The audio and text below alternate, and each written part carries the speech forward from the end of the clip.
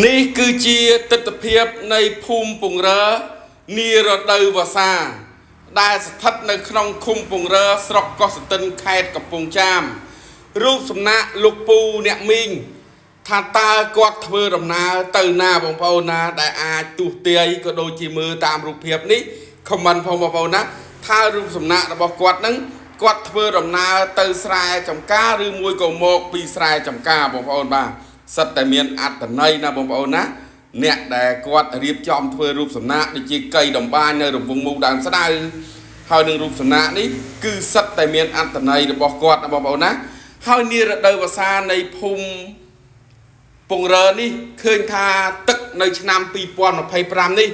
គឺប្រៀបច្រាំងតែម្ដងណាបងប្អូនណាអញ្ចឹងទេសូមបងប្អូននៅតាមដងទន្លេតូចក៏ដូចជាតាមកន្លែងទឹកផ្សេងសូមមេត្តាប្រុងប្រយ័ត្នទាំងអស់គ្នាបងប្អូនហើយងាកមកខាងដងទន្លេតូចវិញឃើញថាប្រជាពលរដ្ឋយើងកំពុងតែរាយមើងអំបញ្ញមិញបងប្អូនហើយទឹកគឺពាបច្រាំងតែម្ដងបងប្អូនបាទសូមប្រុងប្រយ័ត្នឆ្នាំនេះគឺទឹកធំមែនតើបងប្អូនបាទគឺពាបច្រាំងហើយសម្រាប់ទស្សនវិជ្ជានៅក្នុងឃុំពងរើក៏ដូចជានៅក្នុងភូមិពងរើនេះគឺខ្ញុំបានថតដើម្បីចែកចាយជូនពុកម៉ែបងប្អូនដែលនៅឆ្ងាយអត់បានមកលេងស្រុកនារដូវវស្សាទឹកឡើងនេះមើលទៅតាមរូបភាពនេះសូមជួយ like share comment ម្នាក់មួយផងបងប្អូនណាបាទនេះគឺជាស្រុកភូមិរបស់យើងបាទទោះបីជាបងប្អូនឃ្លាតកាយទៅនៅឯភ្នំពេញទៅនៅខេត្តឆ្ងាយឬប្រទេសក្រៅប៉ុន្តែនៅពេលដែលខ្ញុំថតព្រោះថតភ្លាមបងប្អូនថតថ្ងៃទី5តុលា2025នោះទេអញ្ចឹងដូចបងប្អូនឃើញផ្ទាល់អញ្ចឹងបងប្អូនណាហើយងាកមកខាងនេះវិញគឺជាទស្សនវិជ្ជាមុខវត្តពងរើអំបញ្ញមិញហ្នឹងហើយនឹងខ្លោងទ្វារនៃវត្តពងរើណាបងប្អូនណាសូមជួយ like ជួយ share ដល់គ្នាសូមអរគុណគោរពលាបាទនេះគឺជាទស្សនវិជ្ជានៃភូមិពងរើនារដូវវស្សា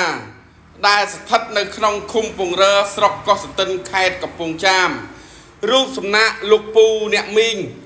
ថាតើគាត់ធ្វើដំណើរទៅណាបងប្អូនណាដែលអាចទស្សទាយក៏ដូចជាមើលតាមរូបភាពនេះខមមិនផងបងប្អូនណាថារូបសំណាករបស់គាត់នឹងគាត់ធ្វើដំណើរទៅស្រែចម្ការឬមួយក៏មកពីស្រែចម្ការបងប្អូនបាទសិតតែមានអត្តន័យណាបងប្អូនណាអ្នកដែលគាត់រៀបចំធ្វើរូបសំណាកដូចជាកៃដំបាននៅរង្វង់មូលដើមស្ដៅ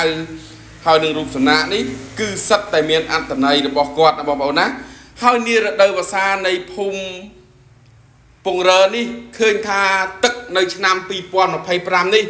គឺប្រៀបច្រាំងតែម្ដងណាបងប្អូនណាអញ្ចឹងទេសូមបងប្អូននៅតាមដងទន្លេតូចក៏ដូចជាតាមកន្លែងទឹកផ្សេងសូមមេត្តាប្រុងប្រយ័ត្នទាំងអស់គ្នាបងប្អូនហើយងាកមកខាងដងទន្លេ